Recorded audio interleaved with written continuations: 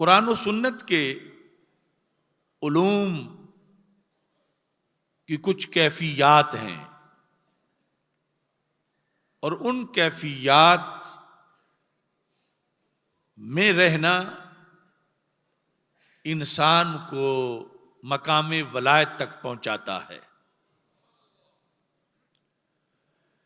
جس وقت صحابہ کرام رضی اللہ تعالی عنہم نبی اکرم نور مجسم شفیع معظم صلی اللہ علیہ وسلم کے دربار انور میں موجود ہوتے تھے اور خاص رحمتوں کا نزول ہو رہا ہوتا تھا، اگرچہ گھر جانے کے بعد بھی ان کی کیفیات بڑی بلند و بالا تھیں۔ وَالْإِيمَانُ فِي قُلُوبِهِمْ أَشَدُّ مِنَ الْجِبَالِ، ان کے دلوں میں جو ایمان تھا پہاڑوں سے بھی زبردست تھا۔ یہ میں نہیں کہہ رہا، اللہ کے رسول علیہ السلام فرما رہے ہیں۔ لیکن پھر بھی محفل میں جب بیٹھے ہوتے تھے تو انوار و تجلیات اور کیفیات اور ہوتی تھی۔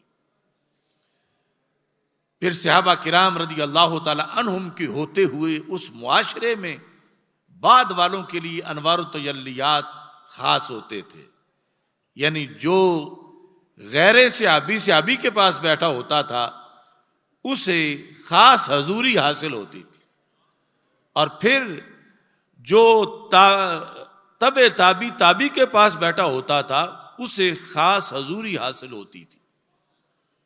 تو جس طرح قرآن کے گرامر اور سیغوں کے لحاظ سے صرف کا علم بنایا گیا، اعراب کے لیے نحو کا علم بنایا گیا، استدلال کے لیے اصول فقہ کو بنایا گیا، ایسے ہی قرآنی کیفیات کو محفوظ رکھنے کے لیے علم تصوف کو بنایا گیا۔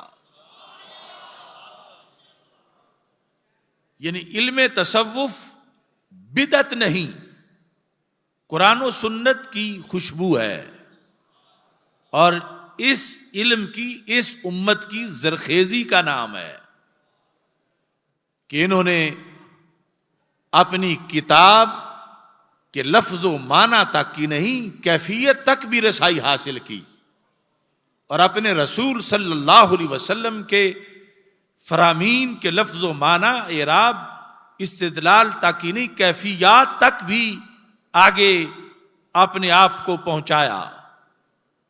اس بنیاد پر علم تصوف ایک شعبہ کی حیثیت سے اس امت میں متعارف کروایا گیا۔